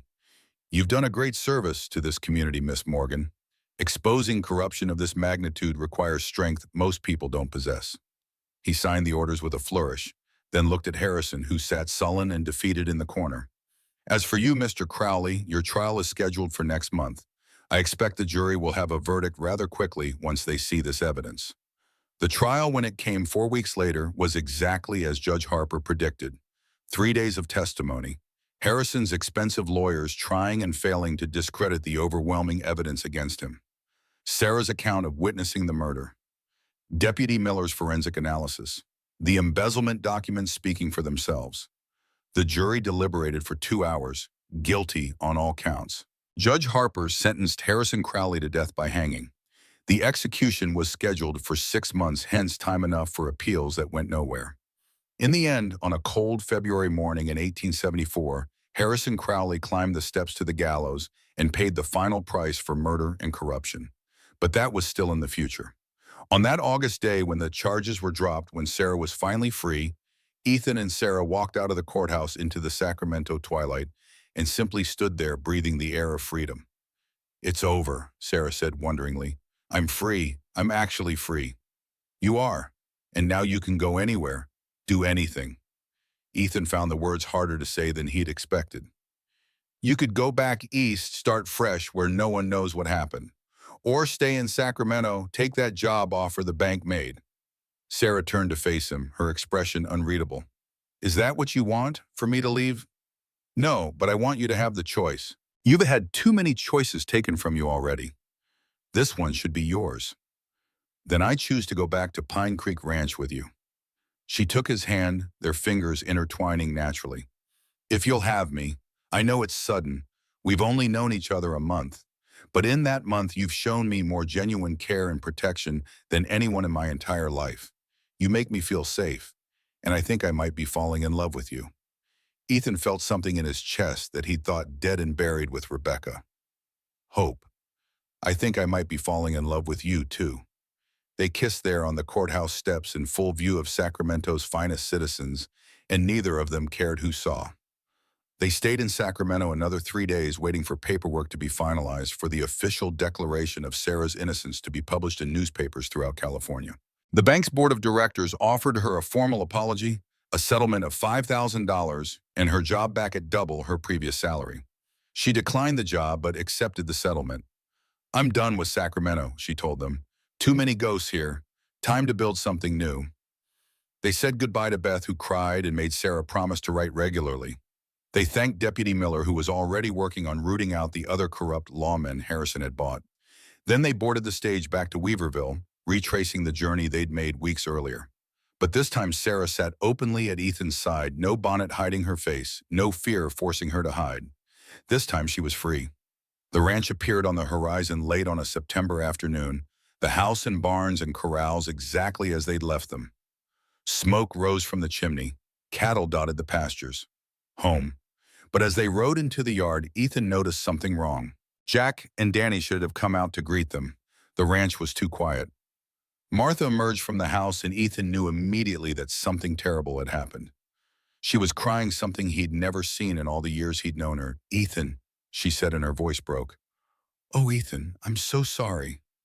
"What happened? Where's Danny?" Martha's face crumpled. "Harrison's men came looking 3 days after you left. 4 of them. They wanted to know if we'd seen Sarah. Danny told them no, told them to get off our land. They beat him trying to make him talk. When he still wouldn't tell them anything, they shot him.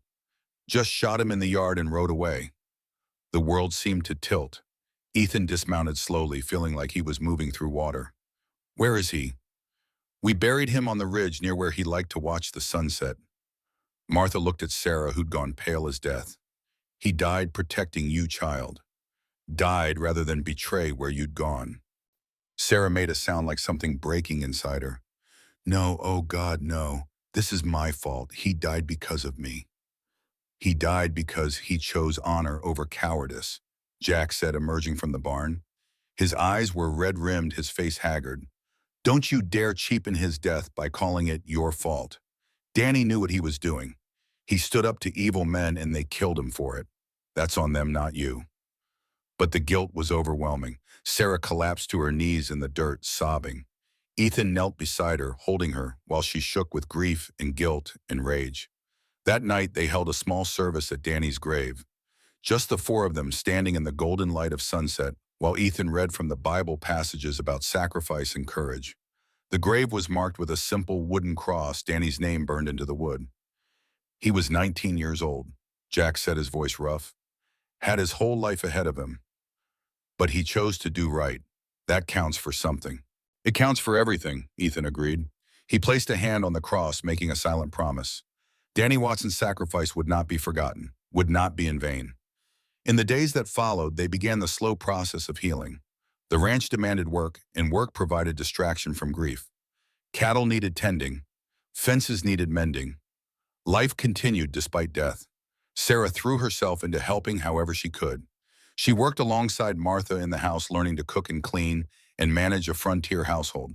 She spent evenings with Ethan on the porch talking about Danny, about Rebecca, about the ghosts they both carried. 6 months after returning from Sacramento on a cold March morning, they were married in a simple ceremony at the ranch. Reverend Porter from Weaverville officiated. Martha Jack Beth, who made the journey from Sacramento, and Deputy Miller, who'd become a friend, all stood as witnesses. Ethan gave Sarah a ring that had belonged to his mother, a simple gold band worn smooth by time. She wore a dress Martha had sewn pale blue like the California sky.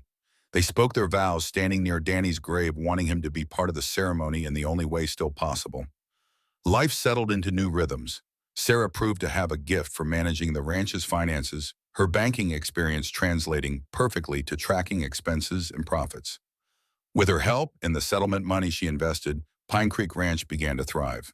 They purchased additional land from a neighbor looking to retire, upgraded their breeding stock, hired 2 new hands to replace Danny, and handled the expanded operation. Within a year, they were running 500 head of cattle and had become one of the more successful ranches in the territory. Their first child, a son, was born in December 1874. They named him Daniel after Danny Watson, who'd given his life protecting Sarah. The baby had Ethan's blue eyes and Sarah's blonde hair, and holding him, Ethan felt the last of his grief over Rebecca and Emma finally ease into bittersweet memory. 2 years later, twin daughters arrived. They named them Emma and Rebecca, honoring the family Ethan had lost. The twins were mirror images, both with dark hair and serious expressions, even as infants. The years rolled past like water over stones, smoothing rough edges, building something solid from tragedy and loss. The ranch prospered. The children grew strong and healthy. Ethan found peace in the work and in Sarah's love. Sarah found purpose in building a life that honored those who'd sacrificed for her freedom. 10 years after that August day when Ethan found Sarah dying in the desert, they sat together on the front porch, watching the sunset paint the mountains gold and crimson. The children played in the yard. Daniel, now 9, showed his younger sisters how to rope a fence post. Their laughter carried on the evening breeze. Ethan handed Sarah a leather-bound journal. "What's this? Our story. Had Beth help me gather newspaper accounts, court records, your notes. Thought our children should know someday. Not just how we met, but what you overcame, what you risked, what was sacrificed." Sarah opened the journal, tears welling as she saw the careful documentation of everything from her father's death through the trial and beyond.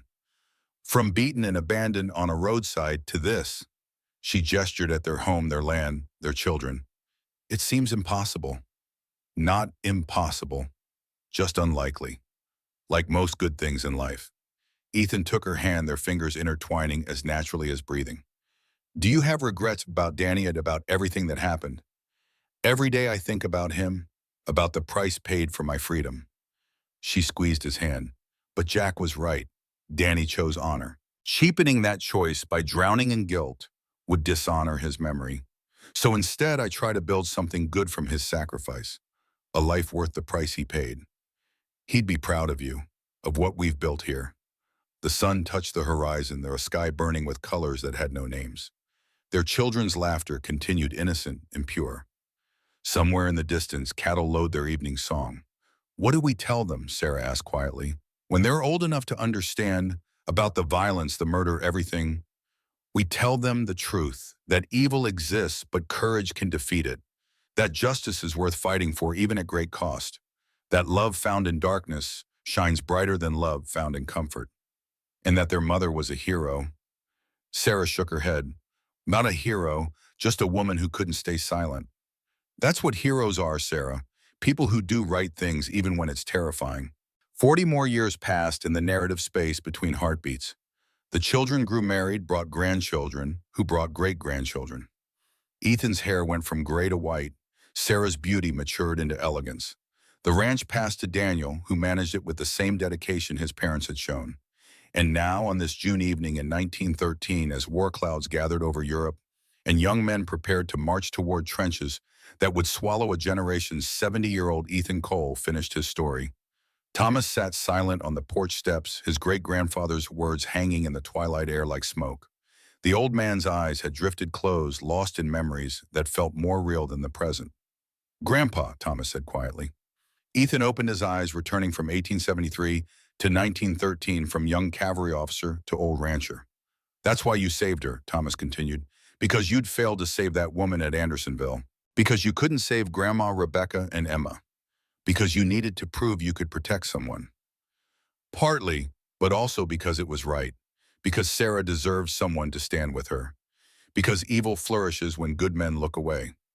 Ethan leaned forward, fixing his great-grandson with those still, sharp blue eyes. "You're going to war, Thomas. You're going to see things that will haunt you. You're going to make choices in seconds that you'll question for decades. You're going to be terrified. How do I handle it?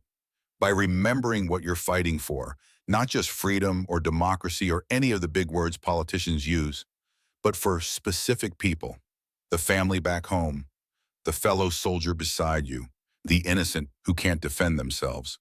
Focus on protecting them, and the fear becomes manageable. What if I make mistakes?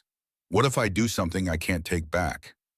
Ethan stood slowly, his joints protesting 70 years of hard use. He walked into the house, returning with an object Thomas had seen on the wall his entire life, but never truly noticed. A cavalry saber, the blade showing nicks and scratches from hard use.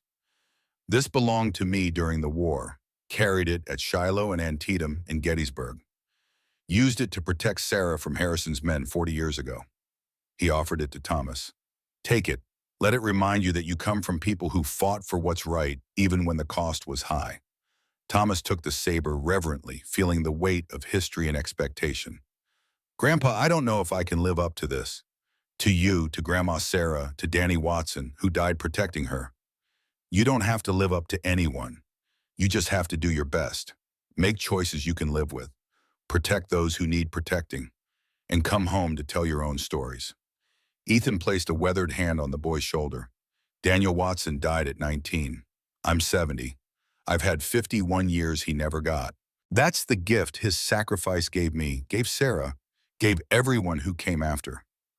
Honor that gift by living fully, by choosing courage over comfort, by standing up when others sit down."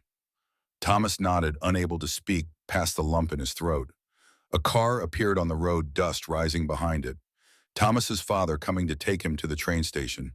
Time to leave the ranch, leave childhood behind, become whatever the war would make of him. Ethan walked his great-grandson to the car, the cavalry, saber wrapped carefully in oilcloth. They embraced the old man's arms, still strong despite his years. "Come back, boy," Ethan whispered.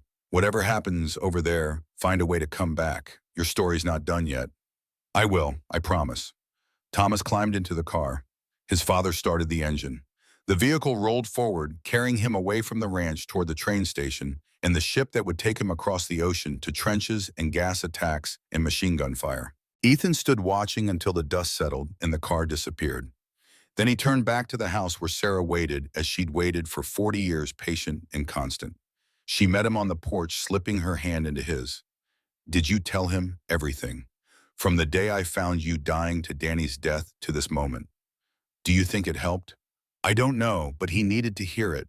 Needed to understand that courage isn't the absence of fear. It's doing what's right despite being terrified." They sat together in their old rocking chairs, watching the last light fade from the sky. Somewhere in the house, family moved and talked and lived. The next generation carrying forward what Sarah and Ethan had built from blood and dust and determination. "Do you think he'll come back?" Sarah asked quietly. "I hope so. But if he doesn't, at least he knows where he comes from. What was sacrificed to give him the chance to make his own choices?"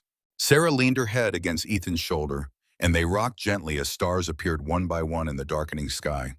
They'd survived war and murder and corruption. They'd lost people they loved and honored their memory by building something that mattered. They'd turned tragedy into triumph through sheer stubborn refusal to surrender to despair. And now, as their story approached its final chapter, they could look back without regret.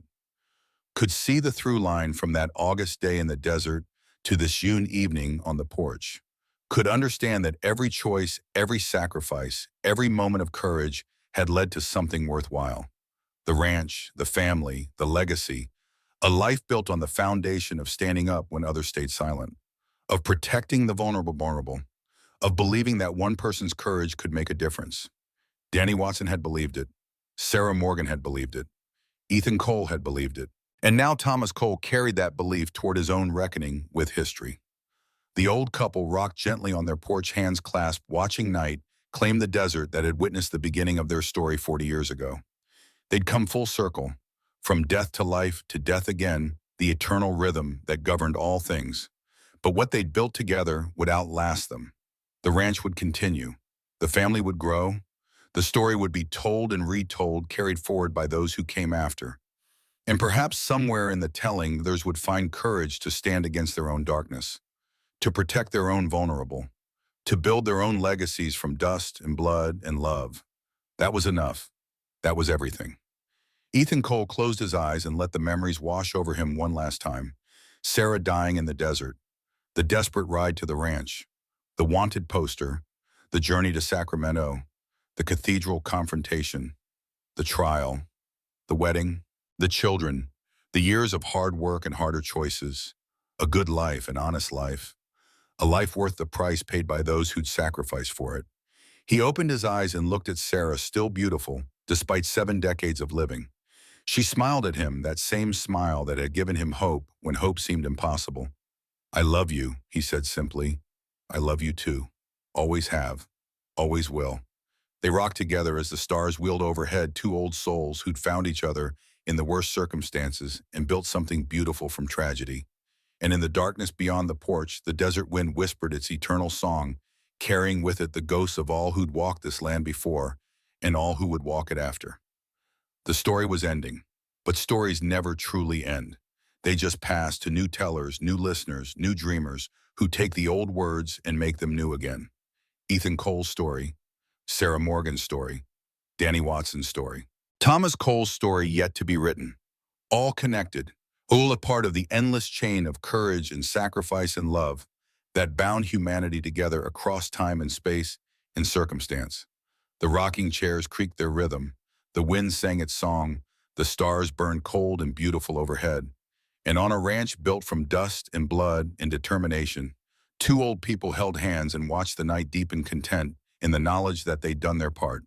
The rest was up to those who came after.